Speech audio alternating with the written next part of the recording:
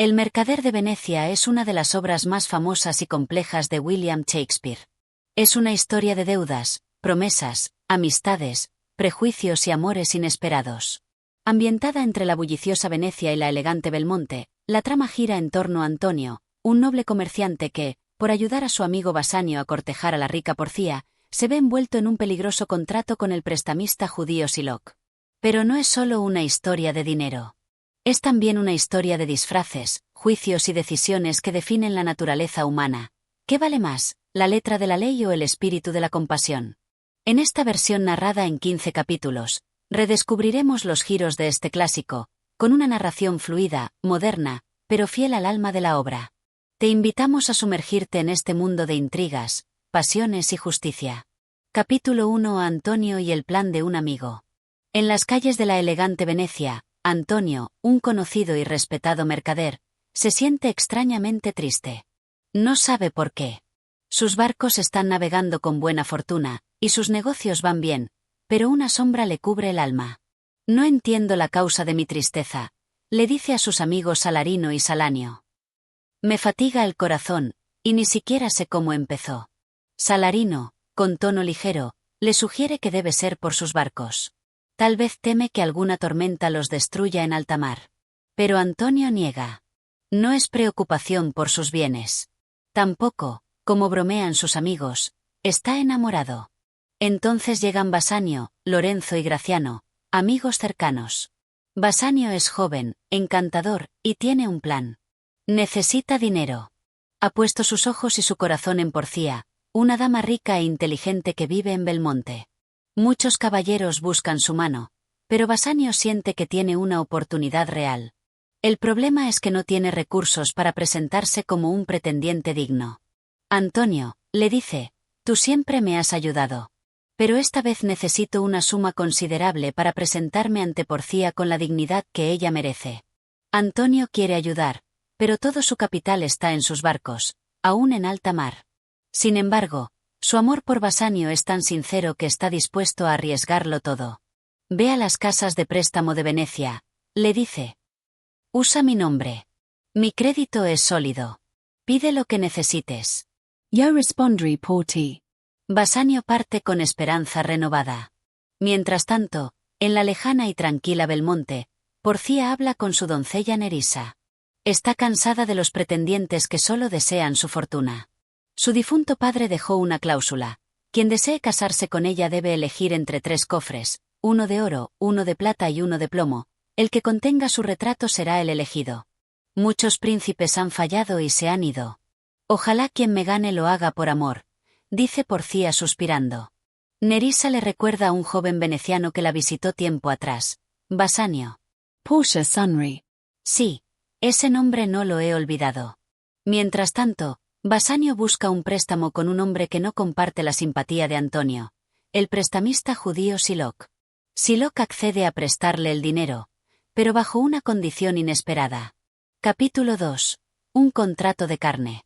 Bassanio, decidido a conseguir el dinero necesario para cortejar a Porcia, acude a Sylock, el prestamista judío más conocido de Venecia. Sylock lo recibe con cortesía medida, pero cuando Bassanio le explica que el dinero será garantizado por Antonio, su expresión cambia. Antonio. Rapid Shylock. Un hombre honrado, pero arriesgado. Sus bienes están en el mar. Si sus barcos se hunden, ¿cómo pagaré mi deuda? Bassanio insiste en que Antonio siempre ha cumplido sus compromisos. Shylock find reflectioner. Pero su corazón guarda rencor. Desde hace años, odia a Antonio por prestarle dinero a otros sin intereses, por despreciar su fe y por escupirlo en público. Me ha llamado perro, y ahora necesita de mí, piensa con amargura. Sin embargo, ve en esta situación una oportunidad. Cuando llega Antonio, el trato toma forma. Prestaré los 3.000 ducados, dice Sylock, por 3 meses. Sin intereses. Pero a cambio, firmaremos una cláusula simbólica. Antonio lo mira, curioso. ¿Qué clase de cláusula? Si no pagáis a tiempo, responde Sylock con voz suave, me daréis 1 libra de vuestra carne. De la parte del cuerpo que yo elija. Bassanio se altera. Es una broma macabra. Pero Antonio, Seguro de que sus barcos regresarán antes de la fecha, se ríe. Acepto. La carne vale menos que la amistad. Firma el contrato. Sylock sonríe, pero en su mirada no hay alegría. Hay venganza. Ese mismo día, Bassanio recibe el dinero. Agradecido, parte hacia Belmonte con su fiel amigo Graciano. Mientras tanto, en casa de Sylock, su hija Jessica se siente atrapada. Vive bajo la estricta vigilancia de su padre. No comparte su odio, ni su frialdad. Sueña con escapar y vivir libremente, especialmente con Lorenzo, un joven cristiano del grupo de amigos de Antonio. Esa noche, mientras Sylock planea asistir a una cena invitado por los mismos que desprecia, Jessica ve su oportunidad. Si esta casa fuera un infierno, susurra, yo soy su hija, pero no del todo. Mañana seré libre. Al día siguiente, disfrazada de muchacho, Jessica huye con Lorenzo. Lleva consigo joyas y una gran suma de dinero de su padre. Cuando Sylock descubre la fuga, enloquece de furia. Mi hija. Mi oro. Mi sangre y mi plata me han sido robadas. Su lamento no es solo de padre. Es de alguien que siente que ha sido despojado del poco control que tenía sobre su mundo. Desde ese momento, su odio por Antonio se convierte en una obsesión. Si incumple el contrato, jura, no aceptaré pago. Solo Lacan. Capítulo 3. El reto de los cofres. Bassanio ha partido hacia Belmonte, impulsado por la esperanza de conquistar el corazón de Porcia, la dama más codiciada de toda Italia. Lo acompaña Graciano, siempre alegre, aunque esta vez, decidido a mostrar discreción, por respeto al delicado asunto que los espera. Porcia los recibe con una mezcla de emoción y temor. Aunque no puede elegir por sí misma a su esposo, confía en que el corazón de Bassanio acierte donde otros han fallado. Y es que, como dejó estipulado su padre antes de morir, quien pretenda la mano de Porcia debe someterse a una prueba. Elegir uno de 3 cofres, uno de oro, uno de plata y uno de plomo. Solo uno contiene su retrato. Elegirlo correctamente significa ganarse su mano. Fallar implica renunciar para siempre a cortejarla o casarse con otra. Antes que Bassanio se arriesgue, llega otro caballero, el príncipe de Marruecos, un pretendiente orgulloso, elegante y seguro de sí mismo. No me juzguéis por mi color, dice. Soy fuerte, noble y digno. Porcia, siempre cortés, responde. No me corresponde juzgar. Los cofres decidirán. El príncipe observa las 3 cajas con atención. El de oro dice, quien me elija, obtendrá lo que muchos desean. El de plata dice, quien me escoja, obtendrá lo que merece. El de plomo dice, quien me elija, deberá darlo todo, sin esperar nada. Tras reflexionar, el príncipe de Marruecos elige el cofre de oro, seducido por su brillo y por la promesa de deseos cumplidos. Lo abre, y dentro encuentra una calavera con un pergamino. Todo lo que brilla no es oro. A menudo se pierde por su resplandor lo más valioso. Humillado, se despide. Días más tarde, llega el príncipe de Aragón, también deseoso de probar suerte. Más racional que el anterior, piensa que merece lo mejor, y elige el cofre de plata, convencido de que su valor personal lo hará digno. Dentro encuentra el retrato de un payaso y una burla escrita. Te juzgaste sabio, y solo viste tu reflejo. El príncipe se marcha, irritado. Portia respira con alivio. Ninguno de ellos le interesaba. Pero ahora, Bassanio ha llegado, y con él, la tensión crece. Ella lo ama en secreto, y teme que elija mal. Os ruego que esperéis unos días, le dice. No por no desear casarme, sino por temor a perderos para siempre si falláis. Bassanio, sin embargo, está decidido. No juzgaré por el brillo ni por promesas. Elijo con el corazón. Y sin dejarse engañar por las apariencias, escoge el cofre de plomo. Dentro, encuentra el retrato de Porcia. Sois mío, le dice ella, si aún me queréis. Bassanio la abraza, emocionado. Graciano y Nerissa, la doncella de Porcia, celebran. En medio de la alegría, Graciano declara su amor por Nerissa, y ambos también prometen casarse. Pero la felicidad se ensombrece. Llega un mensajero de Venecia. Antonio está en peligro. Sus barcos han naufragado. No puede pagar la deuda. Y Sylock exige la libra de carne. Capítulo 4. La libra de carne. Mientras en Belmonte florece el amor entre Porcia y Basanio, en Venecia la tragedia se acerca como una marea silenciosa. Todos los barcos de Antonio se han perdido en el mar. El rumor corre por los canales y plazas como una sentencia. Antonio está en la ruina. Siloc, el prestamista judío, ve en la caída del mercader una oportunidad única. Durante años, Antonio lo humilló, lo escupió, lo acusó por su religión. Y ahora, con el contrato en mano, Siloc exige lo que se firmó, una libra de carne del cuerpo de Antonio. 3000 ducados no pueden saldar el desprecio, declara Siloc con voz gélida. Quiero lo que es mío, por ley. Basanio, al recibir la noticia, se estremece. De inmediato se despide de Porcia y parte hacia Venecia con Graciano para salvar a su amigo. Os amo, le dice a Porcia, pero no puedo pensar en boda si Antonio muere por mi causa. Porcia, firme y amorosa, lo detiene. Lleva el dinero. Yo pagaré 10 veces la deuda si es necesario. Pero jura que harás todo por salvarlo. Mientras tanto, Antonio ha sido arrestado y llevado ante el tribunal. Siloc se presenta con la seguridad de quien sabe que la ley lo protege. ¿Qué justicia es esta que permite tanto odio? Pregunta Salanio. No es odio, responde Siloc. Es derecho. Lo firmó. Y yo lo exijo.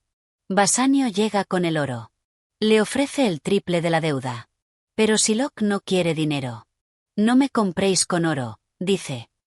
Quiero justicia. Y si la ley no se cumple, ¿qué vale la palabra? Antonio, sereno ante su destino, toma la mano de su amigo. No lores, Basanio. Si con mi muerte pagas tu dicha con Porcia, muero contento. Basanio se desespera. Yo causé esto. Soy el culpable. Y entonces ocurre lo inesperado.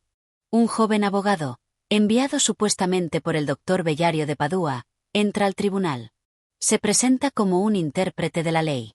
Pero ese joven, es Porcia disfrazada. Con voz firme, pide escuchar el contrato. Lee la cláusula. La libra de carne, exacta. Ninguna gota de sangre. La ley dice que puedes tomar una libra de carne, declara Porcia. Ni más, ni menos. Pero si derramas una sola gota de sangre, violarás la ley de Venecia. Y morirás por ello. Siloc se desconcierta. ¿Qué es esto? ¿Trampa? No, responde ella. Es justicia. Exacta. Precisa. Y tú la has pedido. Siloc, al verse atrapado por su propio deseo de venganza, renuncia a la libra de carne. Intenta tomar el dinero. Pero ya es tarde. La justicia ahora recae sobre él. Por intentar quitar la vida a un ciudadano veneciano sin causa, sus bienes pueden ser confiscados. Solo la gracia del duque podrá salvarlo. El juicio gira. Y el mismo hombre que llegó pidiendo justicia, ahora suplicará misericordia. Capítulo 5. Misericordia y anillos. El tribunal ha girado como una rueda del destino. Siloc, que llegó confiado en el poder de la ley, se encuentra ahora encadenado por su propia sed de venganza. Ha pedido. Su reclamo por la libra de carne se ha vuelto contra él. El joven abogado, Porcia disfrazada, ha salvado la vida de Antonio con astucia y firmeza. Pero no solo eso, también ha enseñado una lección mayor. La justicia sin compasión, dice, no es justicia, sino castigo. El duque de Venecia, en vez de ejecutar la pena completa contra Siloc, opta por la misericordia. Le permite conservar la mitad de sus bienes, con una condición: debe legarlos a su hija Jessica, que lo ha abandonado por amor y fe. Siloc, humillado, acepta. No por arrepentimiento, sino por no tener opción. Dadme mi bastón. Estoy enfermo, dejadme, murmura. Antonio, sin odio, le pide un acto más: que Siloc renuncie públicamente a su fe judía y se convierta al cristianismo. Es el precio por intentar asesinarme, añade con voz grave. Siloc, derrotado, asiente en silencio. Y se marcha, solo. En el tribunal, el alivio da paso a la gratitud. Antonio abraza a Basanio. Todos celebran la sabiduría del joven abogado. Pero Basanio, agradecido, se acerca al joven doctor de leyes para ofrecerle un premio por salvar la vida de su amigo. Porcia, aún disfrazada, rechaza todo tipo de pago, excepto una cosa. Dadme vuestro anillo, dice. Ese que lleváis en el dedo. Me han dicho que lo recibisteis de vuestra esposa. Bassanio duda. Ese anillo se lo dio Porcia, y prometió no quitárselo jamás. Pero Grosciano lo anima. Vamos. Es un abogado. Ha salvado una vida. Portia intendera. Bassanio cede. Se quita el anillo, y se lo entrega al abogado. Sin saber que se lo está dando a su esposa. Graciano, por su parte, hace lo mismo con un anillo que recibió de Nerissa. Y también lo entrega a Nerissa disfrazada. Ambas mujeres, cómplices en la farsa, sonríen al salir del tribunal. De regreso a Belmonte, Porcia y Nerissa planean una pequeña lección de honestidad para sus esposos. Veremos cómo justifican haber regalado los anillos, ríe Porcia. Mientras tanto, Antonio, Bassanio y Graciano viajan de vuelta, sin sospechar que el juego de los cofres ha sido superado por un juego aún más sutil, el de la verdad y la fidelidad. Capítulo 6 Anillos, verdades y risas. Ya de regreso en Belmonte, el ambiente es de celebración. Las sombras del juicio quedaron atrás, y ahora todo apunta hacia la paz. Antonio ha sido salvado. Bassanio ha demostrado su amor. Y Graciano, aunque siempre impulsivo, también ha permanecido a su lado. Pero no todo es tan simple. Porcia y Nerissa, de vuelta en sus vestidos habituales, preparan una pequeña lección. Ambas tienen en su poder los anillos que sus esposos les habían prometido jamás quitarse, y que entregaron con demasiada facilidad. Porcia sonríe mientras observa el anillo en su mano. No los culpo, dice. Quisieron honrar al abogado que los salvó. Pero una promesa, es una promesa. Nerissa asiente. Veremos cuán bien se defienden los que juran amor eterno con la misma boca con la que regalan anillos. Al llegar Bassanio, Porcia lo recibe con dulzura, como si nada supiera. Pero pronto, con voz calmada y mirada firme, pregunta. Mi señor, ¿dónde está el anillo que os di? Bassanio palidis. Se lo di al abogado que salvó la vida de Antonio. Lo pedía como único pago. No podía negarme. Entonces, responde Porcia, lo que yo valoraba, lo disteis a otro. ¿Y si fuese una mujer? ¿Y si ese abogado fuera joven y hermoso? Antonio intervene. Señora, yo fui testigo. Le insistimos. Él no quiso aceptarlo. Lo rogamos. Graciano, sin darse cuenta de lo que se viene, comenta con ligereza. Y también yo di mi anillo. Mi esposa me lo reprochará sin parar. Nerissa se acerca, sonriente. Así.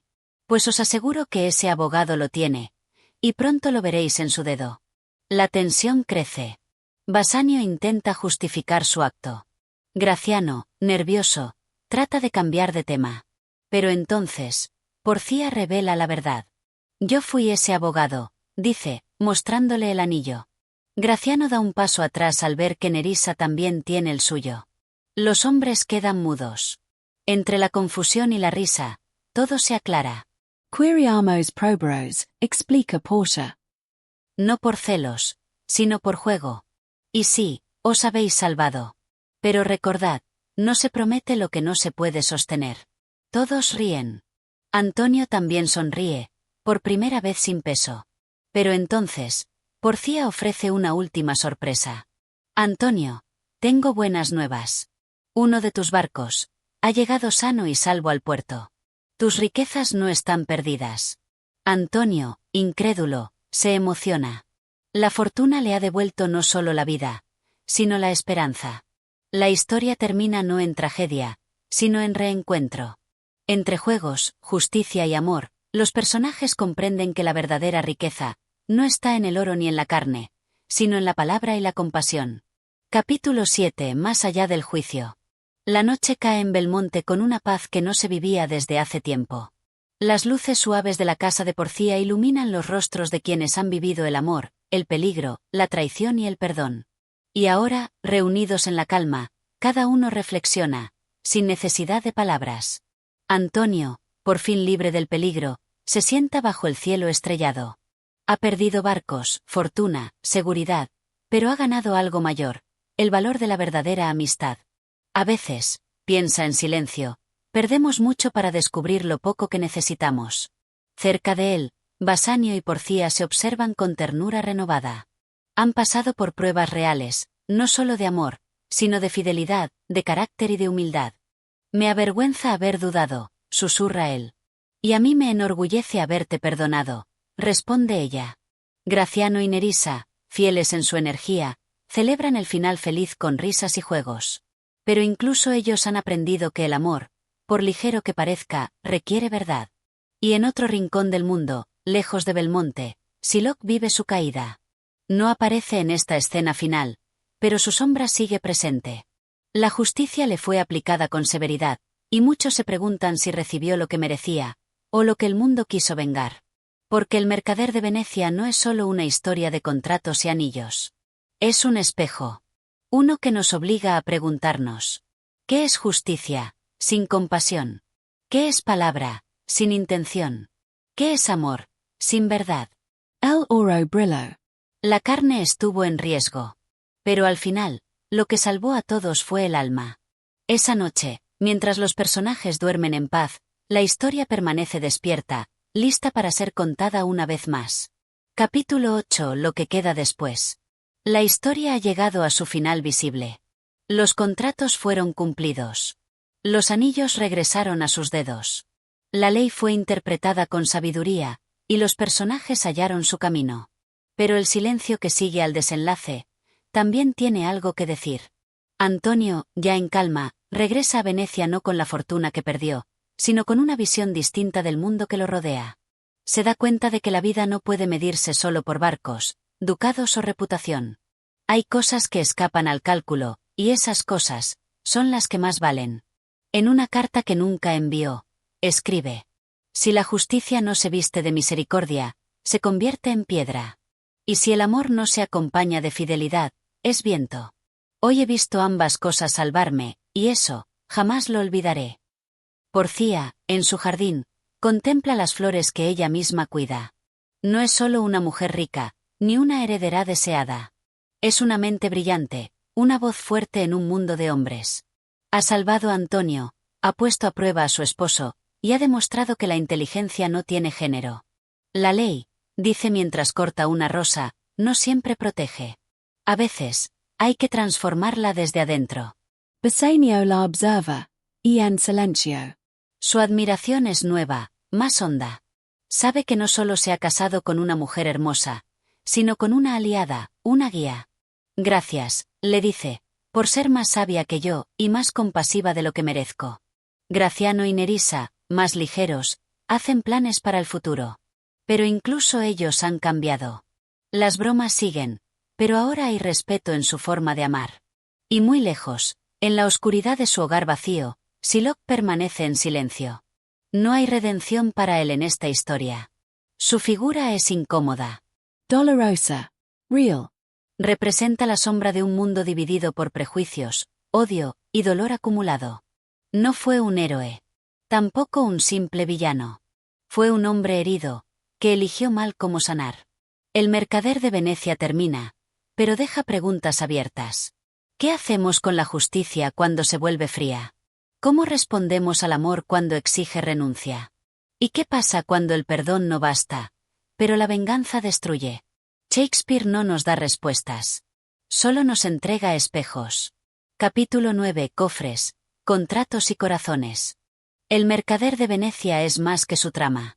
Más que el oro, la libra de carne, o los disfraces de tribunal. Es una obra tejida de símbolos, cada uno con su propio eco.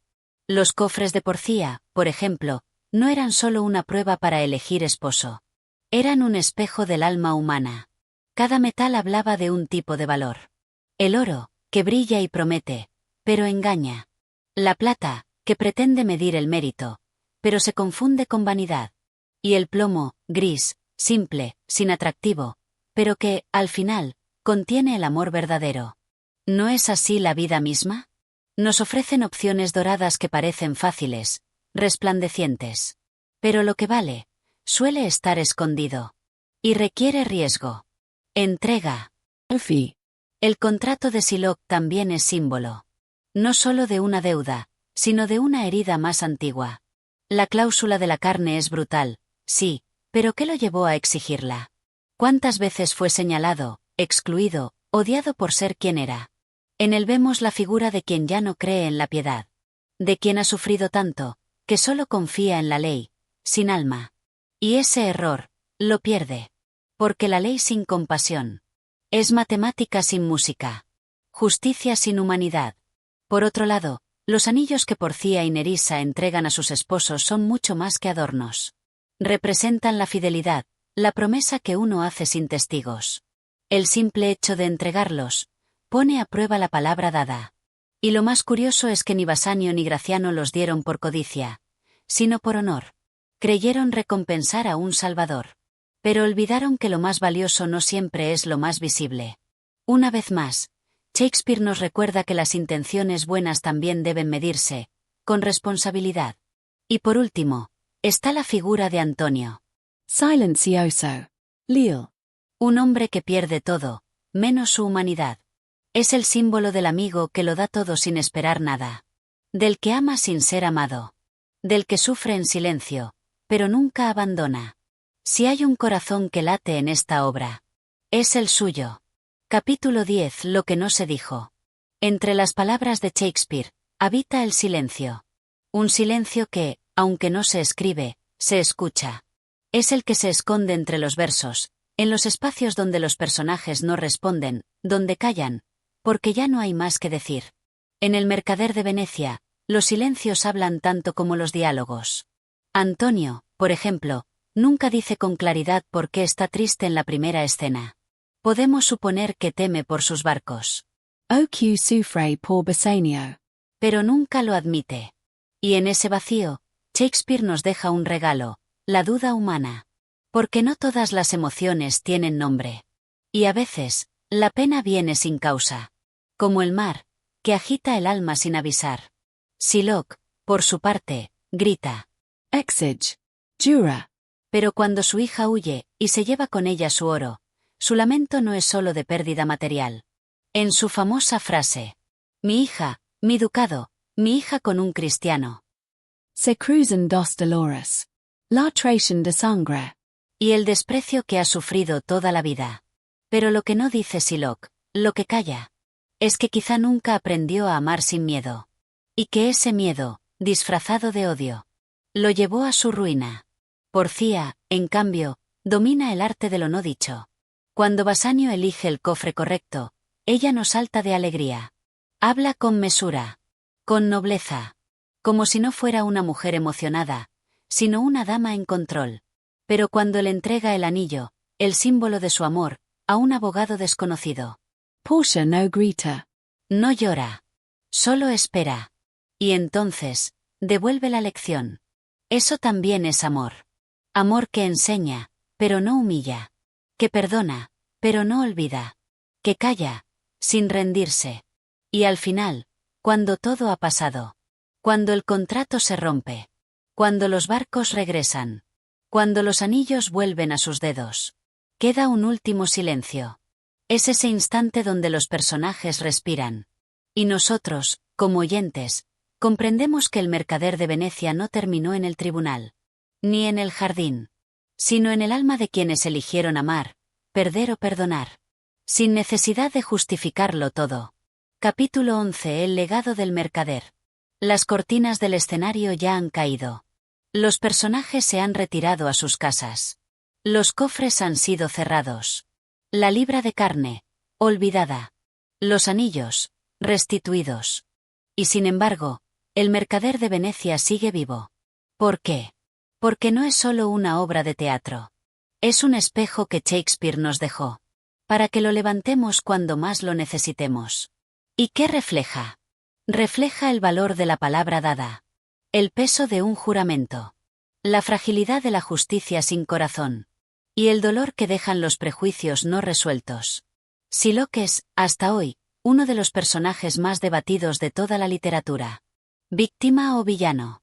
¿Monstruo o reflejo de una sociedad que nunca lo aceptó? Tal vez, ambas cosas. Porque lo más doloroso de él no es su obsesión por vengarse, sino su necesidad de tener la razón para no sentirse menos. Y ahí, Shakespeare nos toca en un lugar muy profundo. ¿Quién no ha querido justicia? solo para curar una herida que no sanó. Antonio, Bassanio, Portia, Grosciano, Nerissa. Todos representan aspectos de nosotros mismos. El amigo fiel. El amante impulsivo. La mujer brillante que tiene que disfrazarse para ser escuchada. El bromista que se esconde tras la risa. La voz que, disfrazada de ley, salva una vida, con compasión. Y entre todos ellos, está Venecia. Esa ciudad que no es solo un lugar, sino un símbolo del mundo. Un mundo en el que todo se comercia. Palabras, afectos, deudas, anillos, almas. Pero también un mundo donde, a veces, lo inesperado ocurre. Una mujer se disfraza de abogado y salva una vida. Un prestamista descubre que la justicia no siempre se cobra. Un anillo vuelve, y con él, la confianza. Porque el gran mensaje de esta obra no está en lo que se pierde, sino en lo que se recupera. La voz del amor. La fuerza del perdón. El derecho a equivocarse, y aprender. El mercader de Venecia es una lección. Pero no una que se impone, sino una que se ofrece. Capítulo 12. A quien escucha. Si has llegado hasta aquí, no solo has escuchado una historia. Has caminado con ella. Has cargado sus dudas. Has sentido sus silencios. Y, sobre todo, has comprendido. Porque El mercader de Venecia no es una obra fácil. No ofrece héroes perfectos, ni villanos claros. Es una red de humanidad, tejida con contradicciones, afectos, errores y elecciones. Shakespeare no buscaba darnos lecciones cerradas. Él abría puertas.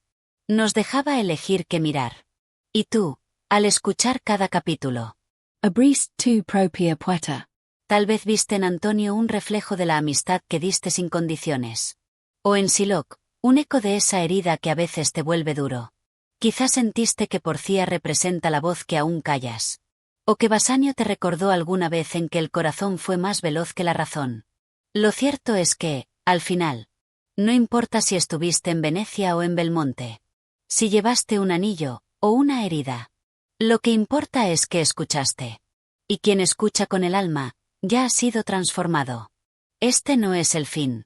Es el comienzo de algo que solo tú puedes continuar. Una conversación. Una reflexión. O tal vez, un nuevo modo de mirar el mundo. Capítulo 13. Venecia no termina. Venecia. La ciudad que lo vio todo. Donde se tejieron contratos con tinta y carne. Donde los puentes unieron amantes, y separaron culturas. Donde la ley fue letra, y también alma. Pero ahora, las aguas están tranquilas. Y lo único que se escucha es tu respiración, mientras recuerdas. Porque Venecia, en esta historia, no es solo un lugar. Es cada momento en que tu palabra fue puesta a prueba. Cada vez que alguien pidió justicia. Y tú dudaste entre la ley y el perdón. Es cada rostro que no supiste leer del todo. Cada anillo que diste o perdiste. Cada silencio que pesó más que un grito. Y ahí está la belleza de este capítulo. No cuenta lo que pasó. Cuenta lo que queda. Queda en ti. En la forma en que ahora ves la compasión. En cómo entiendes que el enemigo de ayer puede ser solo alguien que sufrió distinto. Queda en cómo perdonas. En cómo das. En cómo escuchas. ¿Quién eres tú en esta historia? ¿Eres Antonio, que ama sin decirlo? ¿Bassanio, que actúa y luego entiende? ¿Porcia, que disfraza la justicia con ingenio? ¿Sylock, que solo quería que alguien lo escuchara sin desprecio? Tal vez no seas ninguno. Tal vez seas tú. Y eso es suficiente. Porque si esta historia vive en ti, entonces Venecia no ha terminado. Capítulo 14. Lo que llevamos. ¿Y ahora qué? Has recorrido los canales de Venecia sin mojarte. Has cruzado las miradas de personajes tan humanos, que duelen. Has caminado con palabras de siglos, y las has sentido tuyas. Pero cuando una historia termina, lo que importa no es el aplauso. Es lo que te llevas contigo. Y lo que dejas atrás. El mercader de Venecia nos habló del valor de la palabra. De cómo una promesa puede ser un lazo. O una trampa. De cómo la ley puede ser espada. Oh escudo. De cómo el amor, si no se sostiene con verdad, puede parecer oro, y ser solo brillo. Pero también nos habló de algo más profundo. de la necesidad de mirar con los ojos del otro. Sylock no solo perdió un juicio. Perdió su hija. Perdió su fe. Perdió el derecho a ser comprendido. Y aunque la ley dictó su castigo, quedó en el aire una pregunta que Shakespeare nunca respondió. ¿Y si todos fallaron? Porque esta no es una historia de ganadores. Es una historia de gente que intenta. Que ama. Que se equivoca. Que perdona, a veces. Y a veces no. Y ahora tú, que has escuchado hasta aquí. Ya no eres el mismo. No porque la historia te haya cambiado, sino porque tú elegiste caminar dentro de ella. Ese es el verdadero viaje. El que se hace con el alma. Capítulo 15. La última palabra. No quedan más escenas. No hay más anillos que devolver. Ni barcos que esperar. No hay contratos por firmar. Ni sentencias por dictar. Solo queda esto. La última palabra. Y esa palabra no está en la obra. Está en ti. Porque tú fuiste quien escuchó cuando Antonio callaba. Tú viste lo que había detrás de la dureza de Sylock. Tú entendiste que Porcia no era solo inteligencia, sino también compasión. Tú sufriste con Basanio cuando cometió errores. Y reíste con Graciano cuando la vida pesaba menos. Hoy no termina una historia. Termina un puente. Uno que cruzaste desde tu presente hasta el corazón del teatro eterno. Y ahora, ¿qué harás con lo que viste? ¿Con lo que sentiste? ¿Con lo que comprendiste? Porque tal vez mañana alguien te pida justicia. Y tú recordarás que la ley sin alma no cura. O alguien te exija amor, y sabrás que sin verdad, se rompe. O tal vez veas a alguien distinto a ti. Y no apartes la mirada. Si eso pasa, si una sola de esas cosas vive en ti gracias a esta historia, entonces Shakespeare no escribió en vano. Y tú no escuchaste en vano. Gracias por acompañarnos hasta el final. Gracias por darle vida a estas palabras con tus oídos, tu memoria y tu emoción. Si esta historia te tocó, suscríbete. Compártela. Haz que no muera aquí. Porque hay relatos que no se terminan. Solo cambian de voz. Y ahora, la tuya puede ser la próxima.